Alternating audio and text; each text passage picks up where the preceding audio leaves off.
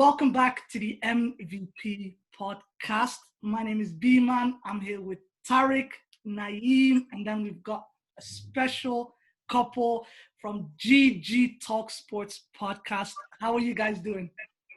You want to go first? Sure, we're doing great. Just like everybody else, hanging out at home, missing sports, the usual. But other than that, we're doing good. Yeah, can't complain. Just hanging out at the house, quarantine. Thankful for everybody that's out there, on the front lines doing their part, kind of fighting this whole thing off. But yeah, we're hanging out. I think the most sports that we've been watching is the cooking show. Yeah. Dose of competition. Yeah, I know. It's a guilty pleasure for some competition at this time, but it could be worse. So, guys, do you want to tell everyone a little bit about yourself? Steph, Yep. we've been dating for, I guess we're now engaged, but 9 years total. Yeah. So been through a lot of things, a lot of sporting events, tons of just Lots a of lot life. of great things. But long story short, let's just kind of jump forward a long time. Started up GG Talk Sports, a guy and a girl talk sports, because we just love sports. I was a free agent in the NFL for a few years. She was a fantastic tennis player. So we've always had that kind of sports background. And I'm pretty sure we probably talk about sports more than almost any other thing. That's pretty true. And so we were like, why not throw down 30 minutes twice a week and talk about some sports topics, highlights, and just kind of give our take on it. And so that's kind of how this whole thing started. It's been fantastic. Yeah, We didn't really know what to expect, but we love it. Yeah, it's been good. Awesome. So we also do a podcast, and we've migrated over to YouTube. And Love it. Well, we're all into football. I know you guys call it soccer, but I want you to know we find it very offensive because hey, I don't blame y'all, man. At the end of the day, we call it I guess we call it soccer, but at the end of the day, it is football. Yeah. So no, 100% agree. And then I We think just always have to change it up. I don't know why we do that, but we always have to make our own name for it. We should stop doing that. Not the right move, but I know you got American football, and then you're like, all right, well, we can't say football, so it's like we're gonna call it soccer. Yeah. But we hey, should have just stuck with football and then American football, and that would have been fine. it's all right. Sports are great either way, so we can't complain. Boys, how are you guys doing anyway? Yeah, it's doing good, man. The quarantine life is starting to become normal. So just getting used to this, working from home. This is the one exercise a day. This is I can't complain, So it's pretty easy. Yeah, I'm good, man. I'm good. Chad, Steph, thanks for coming on. I feel like I know you guys from all the Instagram interactions. But yeah, thanks for coming on, and looking forward to recording another wicked episode. No, yeah, thank you guys for having us. Yeah. We really appreciate it. This is actually, to be completely honest with you guys, this is the first collaboration that we've done with a guy and a girl talk sports. So we're excited to be a part of this with you guys and test the waters and see how this whole thing goes. See how it works. And thank you guys for asking how I'm doing. I am fantastic, by the way. How did they not do that? Come on, guys. I don't care. We're going to talk basketball. What team do you guys support? So that's kind of a tricky question. Yeah. So we actually moved to Nashville, Tennessee, probably like a year and a half ago. And before that, we lived in Arkansas, which has no professional sports at all. One of the reasons we moved, because that sucks. So we moved, but when we lived in Arkansas, we were big OKC Thunder fans because that was our closest team. We also love Russell Westbrook, and at the time it was James Harden, KD, it was the whole squad. So it was hard not the to Thunder squad them. Yeah. But now since we moved here, we're converted Memphis Grizzly fans because that's our new closest team. So and we really we started to. So we've been on the Thunder train for a long time, and then the Memphis Grizzlies kind of actually drafted Ja Morant, and I mean, dude's been putting on and exciting, and I mean, honestly, that's kind of how we became more Memphis Grizzlies fans than anything. Is just how exciting they are and how young they are. So they got a lot of good we've potential slowly too. converted over to the Grizzlies, but whenever Westbrook kind of left the Thunder, that was kind of like the final straw. Yeah. Sadly, it was a sad day. Are you with Ja Morant, am I the only one that feels like he is a second away from getting injured? He gets a little wild sometimes. I think he does a little too much that he doesn't need to do. I get you want to do a massive, crazy dunk in somebody's face, but at the same time, do you really need to do that if you're looking long term? I don't know. I agree. Yeah. He does That's a good do point. a little too much. That's a good point. But I will say, I think from everything that I've heard from him, I feel like he's kind of grown up just playing that style of play, and that's just how he's always played the game. And so, I don't know. I mean, that's always a double-edged sword, I feel like, because you can always get injured doing the weirdest thing, or you could also get injured doing the most difficult thing. Yeah. So I'm a fan of it, though. I like seeing the excitement. I like I was fingers crossed he was going to poster Kevin Love. I love him to death. Big K Love fan, but man, that would have been it was already like pretty iconic, and he didn't even make it. So I know. it's fun. I know. Yeah, no, I agree. I think you should keep doing it. We're all about highlight plays, and I just want to see it. Right? Just finish it. Although I guess did you see how they edited it? That one time they cut it so it made it look like you actually postered him. I've got a question for you guys. If OKC play Memphis, who do you guys root for? Oh. The game means something. It's like a playoff game, or it's a game 7 or whatever. I've got it. Western Conference Finals, double overtime, 2 seconds left. Who do you want? Okay. Well, you can give your thoughts, and then I'll give mine. Does CP3 have the ball in his hands? Because if he does, I mean, it might be game if he shoots a shot. I mean, that's 2-pointer. But with that being said, who would you want to win? I hate saying it, but out of my heart, it's just pulling it. So I got to say the Grizzlies just because I know you're going to say the Thunder, but I think it's just because, man, when Westbrook left and then Paul George also left, that hurt. And I was like, all right, I got to reevaluate a little bit. You were reevaluating from the moment KD left. Uh-oh, shots fired, shots fired. She's not wrong. She's telling the truth. I would still pick OKC because I like Chris Paul. Like, I'm more invested in him still, I think, if you ask me next year, I'll probably say the Grizzlies, but I think I'm still a little more invested in, like, CP3 and the Thunder. But yeah, because, whenever the Thunder kind of, I don't know, whenever James Harden and KD started to kind of have that, tension and KD and James left, obviously, before Westbrook did, I actually became a huge Warriors fan. I know it sounds very bandwagon-ish. Oh. I know. I got to be honest, though, but only for the reason that I'm a big Steph Curry fan. I love the way that he plays the game, but I also love the way that he is off the court. He's just a stand-up dude, and their family that they have is just fantastic. So that's why. And you're still a fan. And I'm a fan of KD, and so yeah, exactly. But even without him, you're still a fan. Yeah, I pick Steph Curry over KD now, just how things have played out. But What do you think would have happened if the Thunder were able to keep all 3 of them? Yeah, I still don't think it would have worked, honestly. I think that those egos and personalities are just a little bit too big. I think if they could have still kept 2 a little bit longer, like if James Harden left and they still kept KD and Russ for a little bit longer, I think it could have worked. But I think if you had all 3, like James Harden and Russ already is a good combo, but you can see the moments of like tension on who needs to have the ball at all times. So I think like if you could keep 2 for a little longer, it would have worked. But I think all 3 would have been too much still, no matter what. No, I agree. I agree with you 100%. It would have been fun Sadly, to watch. I totally agree because I feel like you've also heard things say, people have said that at the end of the day, those 3 just weren't going to make it through it all. And I think that really showed whenever KD left. Yeah. Because, man, you were like 1 shot away from literally maybe putting the Thunder back on the map, and he then left. That ended up beating them. Yeah. So I think personally, I don't know, maybe it would have been cool to have James and Westbrook stay and KD go because now they're together. So if you look at it, obviously they wanted to play with each other from the beginning and finish together. So maybe they could have reevaluated who they let go. But also KD's a once-in-a-lifetime talent. So I don't know. It's hard to let him go.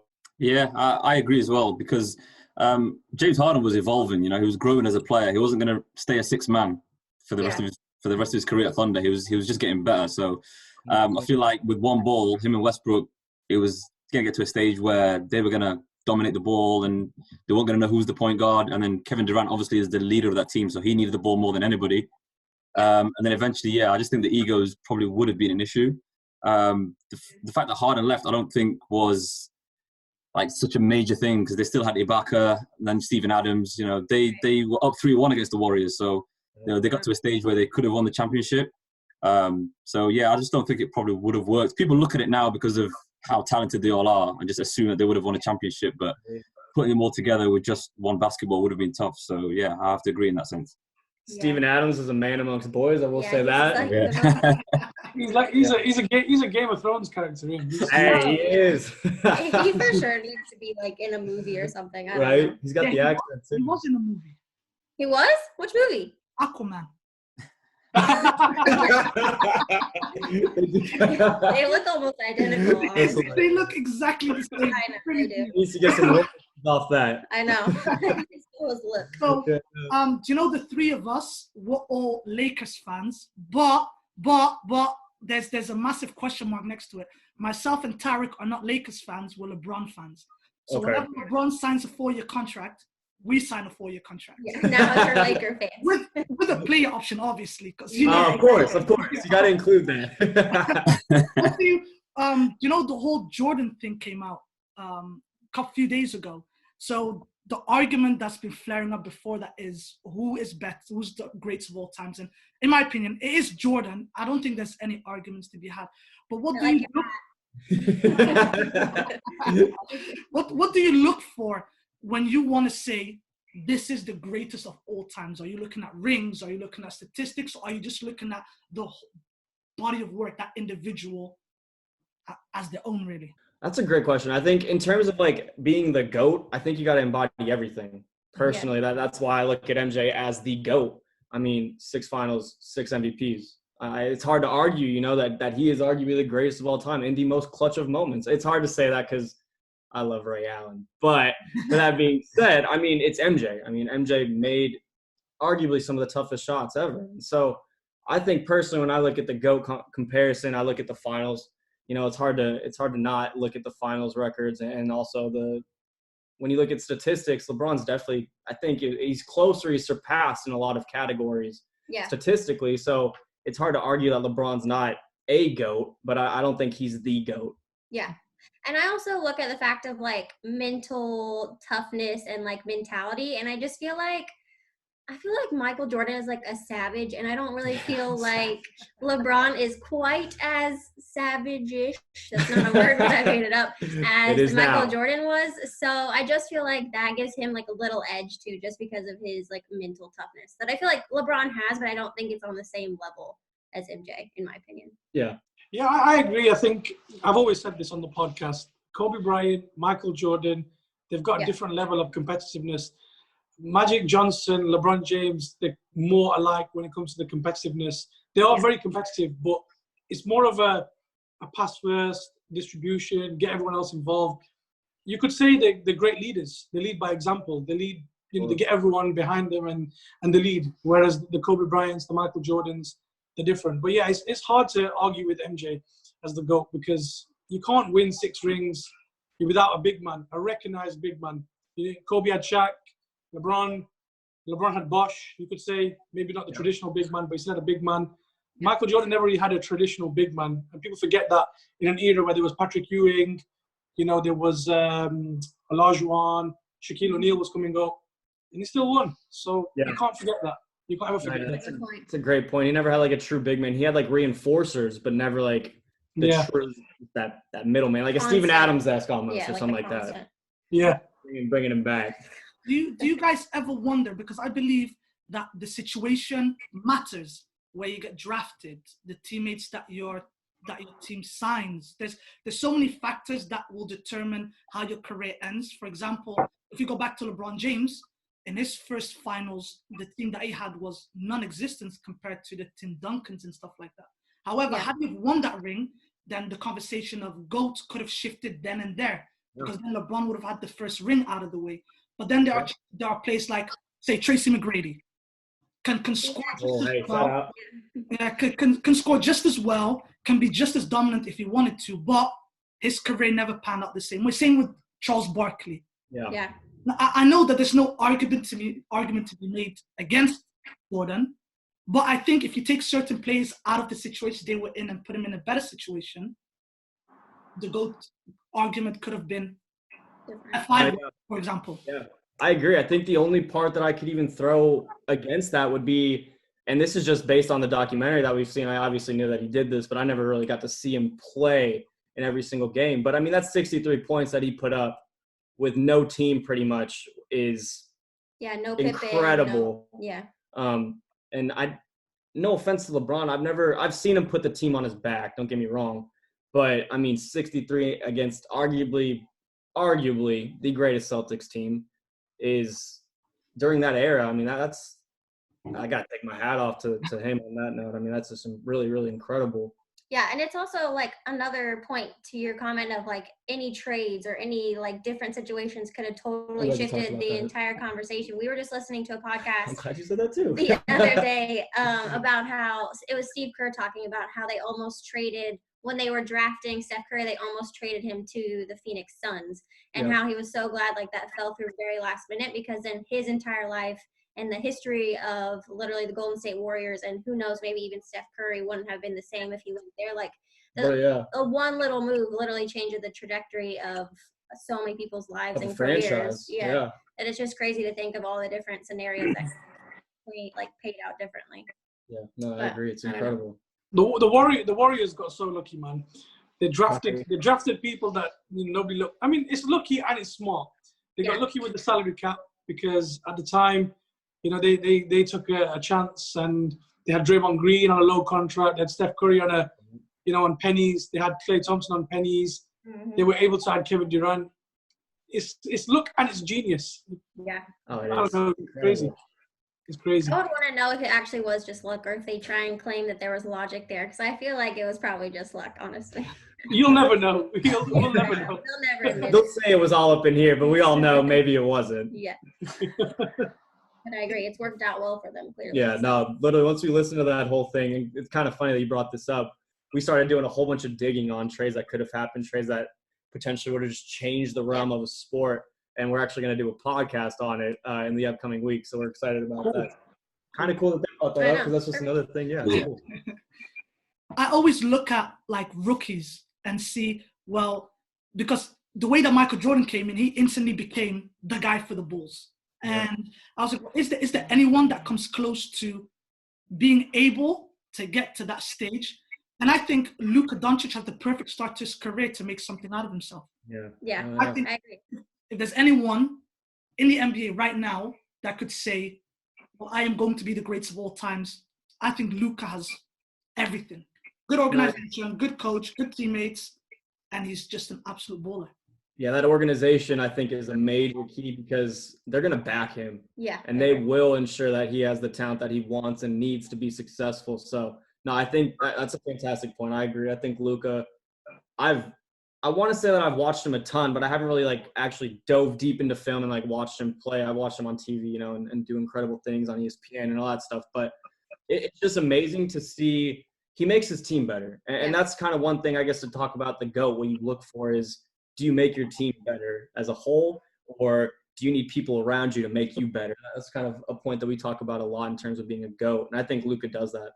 Yeah, and also it's kind of insane to think this is only his second season. It feels like he's already been doing amazing things for so long, but it's literally his second season. And I don't think it's a coincidence that now he's sponsored by Jordan, because I'm assuming that they probably saw the same thing in him, that they probably like that same characteristic that carries through with all the people that they kind of sponsor. So it'll be exciting to see what he can continue to do. I hope he stays healthy though, because this year he was a little bit that ankle, right? Wasn't and a thumb, I think, and who knows what else. But I was going to say the fact that he played professionally from such a young age in Europe just helped him out so much, because he's just fundamentally got everything in his game. He can take over and score if he needs to. He'll assist when he needs to. He's got the game under control at all times, and I just think playing against grown men from a young age just helped him develop his game. And that's why we knew when he came into the NBA, he was more likely than a lot of the other rookies to be so good immediately. Because he already had that experience for sure. And just think when his body keeps growing and he starts hitting the weights actually and doing the appropriate things to make him the best possible athlete, not basketball player, you combine those two things. Just like kind of Jordan, he hit the weights once he started getting bullied around, and look what happened. So, no, I totally agree with that. I was going to say, if we were to compare Zion Williamson and Luka Doncic, if we were to say maybe, let's say, the next 5 years, who do you think gets an MVP first, if one of those two was to go for it? I would say Luka has a better possibility just because I think his team will be better more consistently. And I think that you have to have a good team and make it far, at least in the playoffs, or at least have a really good record to get the MVP historically. So I would say him just because I think the Pelicans haven't quite proven that they're going to be consistently good. Obviously, like he was only here for half a season, so we don't really know what they're going to look like long term. But as of right now, I'd pick Luka just for the sake of like the proven history a bit with that entire team and organization. No, yeah, I agree, but I will flip the script and just say, like, I think what really kind of showed to me was this year, the Rookie of the Year conversation. I have no idea personally. This is my own personal opinions. Nobody yell at us or hate me on this one. He's not the Rookie of the Year. I don't think he should be in discussion for it. But the way that the media has escalated him and shown him every single day in and out, tweeted about him, you name it, it really escalated his Rookie of the Year discussion. And so when you look at an MVP, I think a lot of it sometimes does have to do with the media. Like hype around it. Exactly. So I think that would be the only way that I think Zion could potentially get it, would because the media is just so much higher up on him than Luka personally, or at least maybe that's just how I see it on No, the but you're right. You have to factor that in. Think about a couple of years ago, or maybe was it a couple of years ago when Harden thought he won and then Giannis won, and everybody said the same thing as you. It was because Harden felt like the media was favoriting Giannis. Even when Steph Curry won and Harden should have won, some people thought. It's the same thing again. Harden feels like he's been robbed, but it's the angle that you said. It's the media. So that is a big part. So having the right organization is probably 80%. The media is the other 20%. Yeah, it's tough. Luckily, he has Mark Cuban sitting there, hopefully going to fuel the media fire for him. Well, he might be President Mark Cuban if he puts his name in that. Hey, I don't want to get into politics, but he's nice. Guys, let me ask you, is there any individual player that you think has got one of the biggest careers ahead of them? Other than Luka and Zion, because we've mentioned them all. Do you want to go? Do you want me to go? Yeah. Okay. Ahead of them, I would say Steph Curry, but the problem is that I don't think he's on his back nine, but I think that he's close-ish, and I think he's still going to get him a title shot, maybe get him another one or two. But in terms of like their front nine career and then their whole entire career in general in front of them, I think Ja Morant. I think that Memphis has the Memphis Grizzlies never really backed anybody like they have backed him. I think they have in the past backed people, and I don't really necessarily know exactly who, but I've never really seen the Grizzlies organization kind of do this much of a rebuild and trust in somebody and bring in players to work with somebody as well as they have. Agreed. So I think that in terms of having a great career, it's kind of hard to not argue him because the Memphis Grizzlies haven't been great. And so even if they make the playoffs this year, man, he's already done way more for that organization than I feel like a lot of players have in the past. So I think he could have a great career. Yeah, I'm going to throw a real rando out there. I love it. And I'm going to pick Devontae Graham. Hey, shout out KU. I'm a big KU. But also, I just think the amount of progress he's made in one season, I think that he has a lot of upside with him. And I think he's in a good place, too, where they're kind of rebuilding also. And he's, like, close friends with a lot of his teammates. So I think that he could have a big career, more than we would ever kind of predict ahead of him. But that's my pick. Yeah. I like Devontae Graham. That's a good pick. I've had him on my fantasy team for a long time. He's been doing well. But I'm going to go with my favorite player after LeBron. And everyone knows how much I love Pascal Siakam. Yeah. It's a great spicy peas the man. Oh, that guy's amazing. Honestly, the leap he's taken this season, like how far he's gone to just from being a good player. Like he could be most improved player again this year, easily. Like it would be crazy. Like the way he's taken on, like being the leading scorer on that team.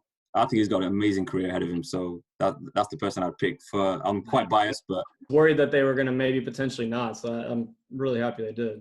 I'm gonna take this a completely different direction. I'm gonna mention two guys that they could if they follow a few certain things, but they've had a bit of time and it doesn't look like they're doing what they've been told they should do to improve. And you've probably heard the names 100 times over: Joel Embiid and Ben Simmons. Oh, man. They have two of the highest ceilings. One's just got to cut weight. He's just going to cut weight, and the other's just got to learn to shoot threes. And that's it. And Well, then just- these I was two, gonna say, Like, just I shoot. think he can already shoot them. He's just scared to shoot it. Yeah. Naeem, I'll see you in the NBA next year. I'm just gonna learn my shooting now. I know. You would think. I mean, I think I've read him say that, like, well, I could shoot at 30%, but I don't want to shoot it until I'm going to shoot at 40%. Well, dude, you gotta start shoot it, somewhere. yeah. Just to do make a it. percentage happen. exactly. I was going to say also, I think Donovan Mitchell, I'm a big fan of his. We actually sat next to him for breakfast during the Oklahoma City playoff game. It was hilarious. We didn't even know it was him until we like actually looked over there. Yeah. And then I Googled him on my Well, phone. she said he looks smaller in person. Yeah, he did. No offense to him. I think that he has a tremendous upside. I don't necessarily know if Utah's the right place for him to thrive. I think he'll probably stay there, but I also I don't know. I feel like he has a tremendous upside. He just needs to get the right, I don't know, kind of players and team around him. Yeah. I wanted to avoid that one because he was the other one I was going to bring, just because of what's been said in the media with Rudy Gobert. I don't know what's going to happen. Maybe it's because it's so early. He's probably thinking, he's just probably speaking off his mind and his chest. And when he actually thinks about it, he might, all forgive and forget and, arms embrace and whatnot when things are better. Who knows? But that was another guy I was going to say, if those two stick together, those guys could cause damage when LeBron's on his way out, maybe. They could challenge Doncic and Porzingis in the West in the future, I think, maybe. They are a good duo, so hopefully they don't have a total falling out after everything. Yeah, it'll be interesting. I don't know necessarily everything that went into – I obviously know that one of them was kind of irresponsible in that whole thing, and it caused some rifts. So hopefully they can, bounce back and build a chemistry together because, I mean, it's hard to not argue. I mean, you got a freaking athletic person who's slowly getting into his shot and confidence, and then you have Rudy Gobert, who's arguably, potentially, probably not, Defensive Player of the Year if it was all said and done. So, I mean, those two could be fantastic. I liked the addition of Mike Conley. It was weird to see that whole thing not really quite go as planned. Mm. Again, if everything goes right and you keep the same trajectory, I think Trae Young is going to be a massive problem for the next 2 years. Big fan of Trae Young. And the fact that he's shooting so many threes so early, I wouldn't be surprised if he became the number one three-point shooting player in the history of the game. Genuinely. Yeah, I can see that. See that. Yeah, no, same. I mean, he shoots a tremendous amount of threes. Yeah. And he makes a tremendous amount of threes that he shoots. But no, I think the Hawks are actually going to be on the up. I think If they add in like one or two more key players, I think they could be good. But for now, I don't think Trae Young can be a player who could carry an entire team because he's just kind of small and can't really do everything. But yeah, I think if he had like one or two really good players with him, he'd be dangerous for sure. Yeah. I've got a question for you guys. Just on that, you say adding one or two good players or key players. How do you get one or two good players on a small market team to buy in? Because we've seen before, it's so hard. Unless you've got LeBron in Cleveland, nobody ever wants to go to Cleveland. Yeah. Them small markets always suffer. Now, Trae Young isn't on the LeBron or Doncic level, and he never will be, in my opinion. But how does someone like – no, it's true. It's true. Wow. We're talking GOATs. We're talking players who, LeBron in the GOAT conversation. We said Doncic might be in the GOAT conversation. You're telling me Trae Young's going to be in the GOAT conversation? Why the hell not? I could get past Trae Young. No, you maybe one of the greatest shooters of all time. What about that? Could you get behind that one? Yeah. Oh, yeah, 100%. 100%. I'll give you that. But back to the question. How does someone like Trae Young convince a couple of key players and teams like that, maybe like the Pelicans, how do they convince someone to join them? Because it's always been difficult. Yeah, and I think that happened in OKC too. Like whenever they moved from Seattle to Oklahoma City, nobody wants to live in friggin' Oklahoma City, Oklahoma. Like It's true. We have visited numerous times. It is a great place to visit, but I would not live there. So it just takes having one person, I think, because if you can have that one key player there, then that player can prove that you can find success in a smaller market. So I think Trae Young just being Trae Young and proving to have even a little bit of success and being able to just make connections with other players and be like, hey, we could do something great. Because like we're already partially there by me being here. If we added in one more, like, because KD came automatically with into OKC, and I think just having him there helped them get other players there too. So I think it just takes having one player who shows a little bit of success that can kind of recruit other players. Yeah, no, I agree. I think it comes back to Trae Young building that chemistry with somebody, whether it was, I mean, from a young age in AAO or building his way up through college or whatever it is. He has relationships with players that are in the NBA from his past years, and I think that could be a big thing to pull on, and try and get some of his, I don't know, past teammates, past friends, or whoever it may be to say, hey, man, look, we got something cooking over here, and it could be something promising if, you know, you come over here and play with us. You won't maybe not get paid as much, but we could go get a trophy. And I also think that Atlanta has a ton of non-athletic superstars that live there. And so just kind of talking about Atlanta in general, I think that could also be another source for them, is to use, I think, who's the one that I keep seeing all the time talking? Quavo's the most popular one that I see. Like musical. Yeah. You get some celebrities, you know, to start backing that person or start shouting them out, or, you know, whatever the case may be, just kind of get it on their mind that, hey, Atlanta might be a market for it because, man, Quavo might put me in a song. I don't, you know, it's a small thing. We all think about it, whether you're an athlete or not. You all think about how cool it'd be. So, all right. Well, maybe not, but Quavo's going to put me in a song because I'm going to Atlanta. No, I'm just playing. So, no, I think that's something, though. I think pulling on celebrities or people that people look at and value opinions and respect is another way, too. And I also think if you could find a player who is, like, on their back 2, not even back 9, but, like, at the very end, who still has a lot of talent and is a big name, and you could get them after their previous contract and find a way to bring them in just to get another big name there, like, that could be a good way to do it, too, is, like, just find a big name who could come even if they're not going to be the person to win you the championship right away, but just start bringing in bigger names. No, yeah, that's a great point. No, it's tough because nobody wants to go to like a losing team. So it comes down to if Trae Young can recruit, if he can convince somebody to come and play with him. But I just think unless you're overpaying, because if you've got a lot of cap space and you're just overpaying for maybe a star that's maybe like on the decline, for example, if they like go out and overpay for DeMar DeRozan, like this summer, for example, he's a good player, but you know, he's coming towards the end of his career. So they're going to have to take gambles. So I think their best bet is keep going to the draft because they've got good draft picks. Is just find like another Trae Young. You know, John Collins is a really good player. I think he could be an all-star. So I think they just got to keep going into the draft because getting an all-star free agent to come, like a superstar type of player is quite difficult for them. And, you know, Trae Young came through the draft, so I think that's their best hope. Anyway, guys, I think we're going to have to put a stop to it there because I think we've gone way over time. And I was looking at the time we got meeting at 1. Anyway, guys, thank you so much for coming on. I think this was like overdue anyway. So way overdue. It's great to see your faces. You too. Likewise. All right, and anyway, if you like the video, please like the video, share, subscribe, and the usual thing. And we're going to be back again soon. Peace. See you guys. Thanks again. Guys. Bye.